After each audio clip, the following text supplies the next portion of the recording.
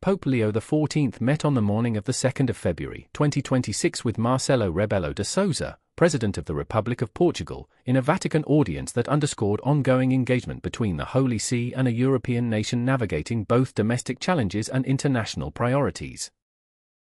The encounter, held in the Vatican Apostolic Palace, reaffirmed mutual respect for long-standing bilateral relations, highlighted the recent impact of Storm Kristin in Portugal, and pointed to shared concerns about the socio-political climate within Portuguese-speaking countries and global peace initiatives.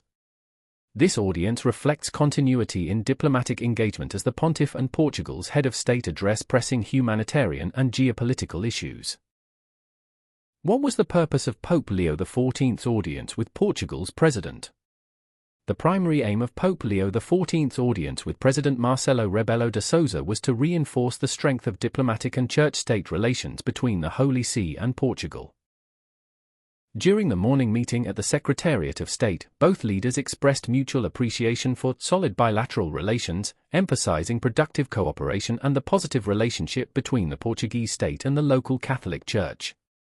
The formal communiqué from the Holy See Press Office highlights a diplomatic priority, maintaining robust ties that facilitate dialogue on shared concerns such as natural disasters, social conditions, and international peace. How did both leaders address the aftermath of Storm Kristin? Storm Kristin, which caused significant damage and loss of life in parts of Portugal, became a focal humanitarian subject during the Vatican encounter. Pope Leo XIV and President Rebelo de Sousa discussed the painful consequences and damage inflicted by the storm, signaling the Holy See's awareness of acute domestic crises affecting Catholic communities and wider society. This element of the discussion aligns with the Catholic Church's broader concern for human dignity and relief efforts in the face of natural disasters. While the Vatican's official statement did not detail specific aid measures, the inclusion of the storm's impact in the talks underscores its relevance to bilateral discussions and the Church's responsiveness to human suffering. What international issues were highlighted in the talks? Beyond bilateral and humanitarian topics, Pope Leo XIV and President Rebelo de Sousa addressed broader socio-political dynamics, with particular reference to Portuguese-speaking countries and global peace commitments. The Holy See communiqué noted that the conversation made reference to the national and international socio-political situation, highlighting the Church's interest in regional stability, cooperation, and the pursuit of peace. This emphasis reflects the Vatican's long-standing diplomatic focus on international dialogue and its role as a moral voice in global affairs. Such discussions situate Portugal within Lusophone contexts, including nations in Africa and beyond, and underscore the Church's concern for sustained peace efforts across diverse geopolitical landscapes. What does the invitation to a papal visit signal? President Marcelo Rebelo de Sousa reportedly extended an invitation to Pope Leo XIV to visit Portugal, potentially in 2027 for the 110th anniversary of the apparitions at Fatima, though no formal acceptance was announced at the time of the audience. This invitation, emerging from discussions and subsequent commentary by Portuguese authorities, highlights the symbolic and diplomatic value such a visit could hold for both nations.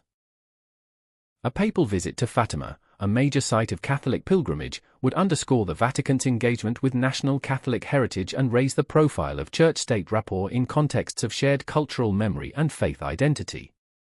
How does the meeting reflect the Vatican's broader diplomatic focus?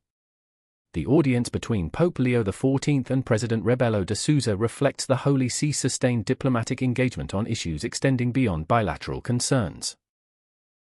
In the official communiqué, the Holy See highlighted not only sound bilateral relations and good relations between the state and the local church, but also the national and international socio-political situation with special attention to Portuguese-speaking countries. This aligns with the Vatican's broader diplomatic emphasis on peace, stability, and international cooperation, consistent with recent papal statements urging global commitment to peace and dialogue in areas of conflict and social upheaval. What does this audience suggest for church-state relations? This audience underscores a continuity in church-state dialogue that balances pastoral concern with diplomatic engagement. By addressing natural disaster impacts, socio-political dynamics, and a prospective papal visit, both the Holy See and Portugal signal an interest in cooperation on humanitarian, cultural, and geopolitical levels. The Vatican's focus on peace in the communiqué resonates with long-standing church teachings on the importance of peacebuilding and human dignity in international affairs, seen in various papal diplomatic pronouncements.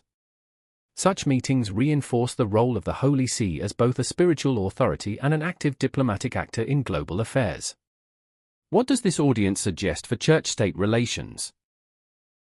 This audience underscores a continuity in church-state dialogue that balances pastoral concern with diplomatic engagement.